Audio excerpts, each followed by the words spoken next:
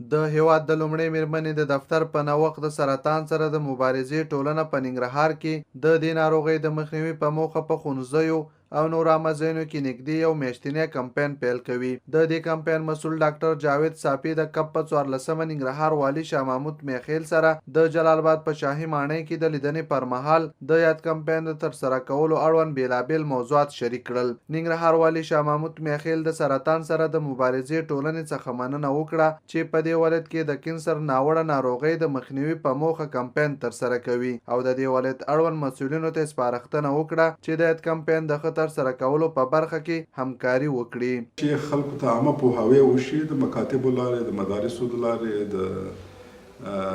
د په ټولنه کې د نورو وزارتونو اړوندو ادارو د لارې دا باید خلکو ته دغه شي چې دې باره کې یو عامه پوهاوی باید وشي چې خلک څنګه کولی شي چې خپل لاسرسی طبي خدماتو ته ولري او که چیرې په هغه اوله مرحله کې بعضې مرضونه تشخیص شي نو بیا علاج هم کېدلی شي. نو زما هیله دا ده چې ټولې ادارې د ډاکټر صاحب سره همکاري وکړي او ولس هم دې ورسره همکاري وکړي تر څو چې دوی خپل د عامه پوهاوی چې په شرقي زون کې دوی اوس په لاره اچولی دی خلک د دې نه خبر کړي. هغه زیاته کړه د کینسر ناروغۍ له امله د ناروغانو سره اړوند د کورنۍ هم په اقتصادي او هم په روحي برخه کې له ستونزو سره مخ کیږي او د مخنیوي په موخه د اقدام ترسره او په برخه کې هر څوک باید مسؤلیت ادا کړي. یوه لویه ستونزه په دې وختونو کې چې ده هغه د کینسر مرض دی چې ډېر زموږ وطنوال هم په ننګرهار کې هم په نورو سیمو کې اخته دي او دا یو ډېر ناولی او مزمن مرض دی چې کله یو څوک په کورنۍ کې پیدا کیږي نو یوازې نه چې مریض په تکلیف وي بلکې کورنۍ ورسره ټوله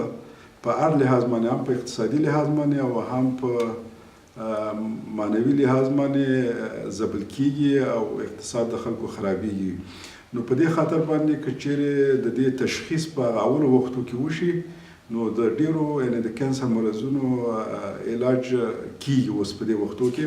د یاد کمپاین مشر ډاکټر جاوید صافي ویل له کابل وروسته په ننګرهار کې د سرطان سره د مبارزې ټولنې له لوري د عامه پوهاوي کمپاین پلان کړي چې په ښوونځیو، جوماتونو او نورو عامه ځایونو کې به د مخنیوي په موخه خلکو ته عامه پوهاوی ورکړل شي تر څو د دې ناوړه ناروغۍ مخنیوي وشي. موږ د سرطان سره د مبارزې بنسټ په کابل کې کوم عامه پوهاوی چې ترسره کړی ډېر مؤثر او تقریبا د